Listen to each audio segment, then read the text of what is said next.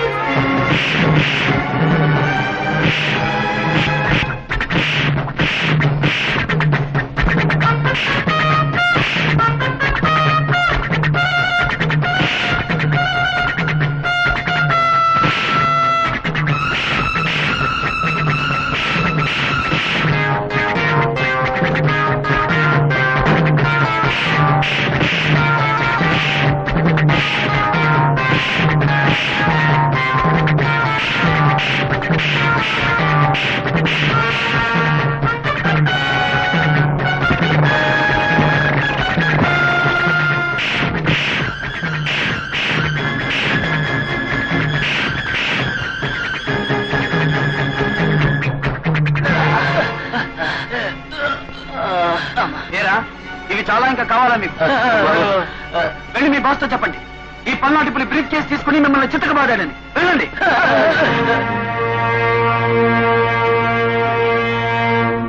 ఏమిటి?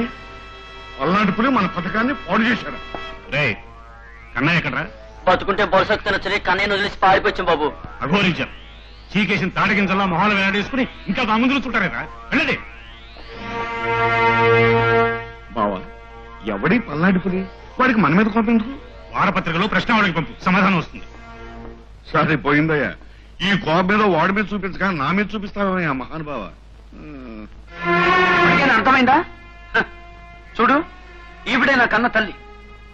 కృష్ణుడిని దూరం చేసుకున్న దేవకిలా ఇన్నాళ్ళు అజ్ఞాతంలో బతికింది. నా కన్న తండ్రి ఎవరో తెలుసా?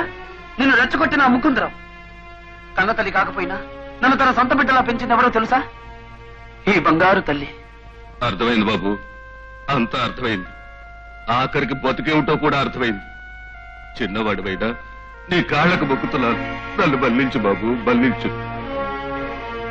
నిన్ను మన్నించాల్సింది నేను కాదు కన్నయ్య, నీ మూలంగా అపరింత పాలైన ఈ పార్వతమ్మ.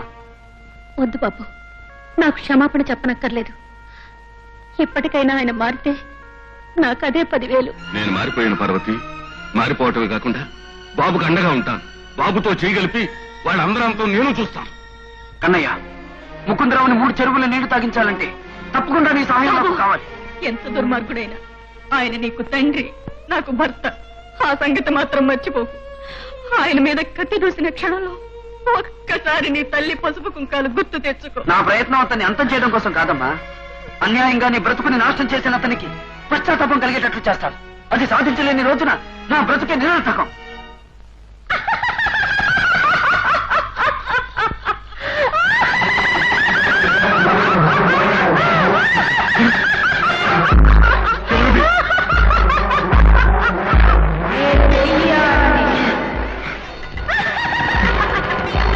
అవునురా, నువ్వు చంపిన శారద ప్రేతాత్మని. ఏరా, భయపడుతున్నావా? ఆడదాన్నని జాలి లేకుండా, ఆశ్రయం లేని దాన్నని కరుణ లేకుండా, పసిబిడ్డ తల్లినని సానుభూతి లేకుండా తరిమి తరిమి కొట్టి చంపినప్పుడేమైందిరా ఈ భయం? ఇన్నాళ్లుగా ఏ పుణ్యలోకాలకు వెళ్లకుండా గాలిలో ధూళిలో కలిసి తిరుగుతోంది నీ మీద పగ తీర్చుకోవటానికేరా. ఏదో బుద్ధి తక్కువ బావగారి మాట విని నేను చంపాను. నన్నేమి చేయదు. అందుకే ఇప్పుడు నిన్ను చంపుతున్నాను. నీ నరాలు తెగి, నీ నాలుక పిడచకట్టుకుపోయి, నీ మెదడు పని చెయ్యడం మానేసి తీసుకు చచ్చేలా చేస్తాను. చంపేస్తాను.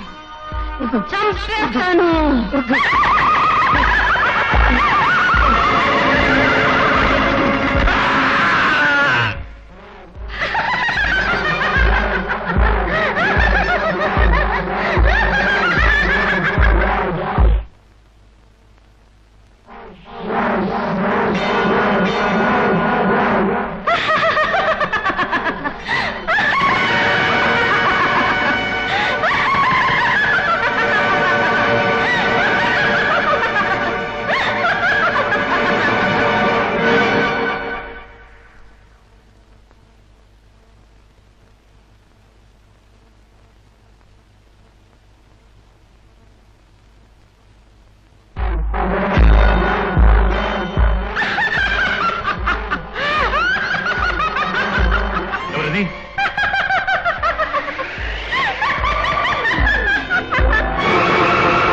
ఏమిటలా చూస్తున్నారు? అందాల బొమ్మని నేను అమాయకంగా నమ్మించిన శారద ఇలా దెయ్యంలా ఉందేమిటానా?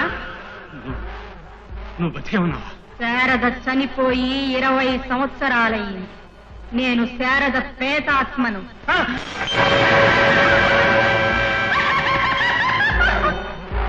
మీరు నన్ను భూపతితో చంపించారు.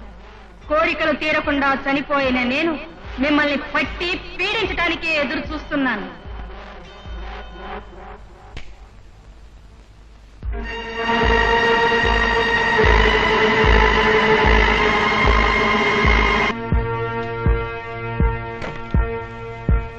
బావా, బావా, బావా, బావా, అదేవిడు బావా అలా అరుస్తావు? నువ్వా బావా? శబా. అవును బాబా, నువ్వు ఇప్పుడున్నావేంటి? భూపతి, నువ్వు నిజంగా శారదను చంపేశావా? బాబా, నిదానంగా మాట్లాడు బావా. ఇంతకు ముందే శారద ప్రేతాత్మ వచ్చి నన్ను హడలగొట్టి వెళ్ళిపోయింది. నన్ను కూడా బెదిరించి వెళ్ళింది, అందుకే ఇక్కడికి వచ్చాను. బాబా నిజంగా దెయ్యాలుంటాయంటావా? శారద చనిపోవటం నిజమే అయితే దెయ్యాలు ఉండక కూడా నిజమే. బావా భయం వేస్తుంది బావా, మళ్ళీ దెయ్యం వచ్చినట్టు ఉంది. నువ్వు వెళ్ళి చూద్దావా? అమ్మో పీకు తట్టుదేవా బావా. దెయ్యం పీకు తినదలుచుకుంటే తలుపులు మూసుకున్నా వదిలిపెట్టదు. ఇద్దరం కలిసే పెడదాం రా.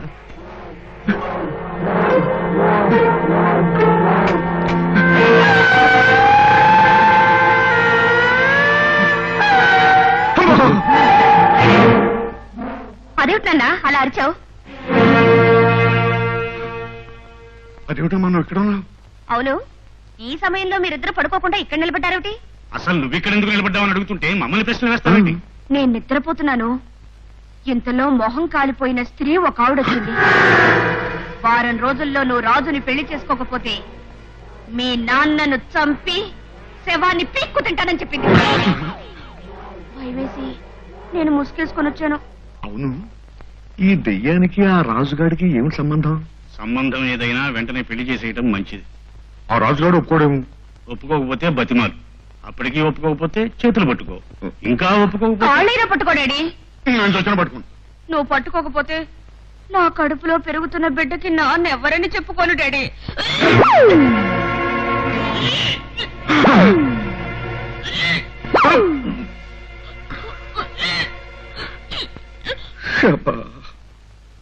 బావా ఇక తప్పదు.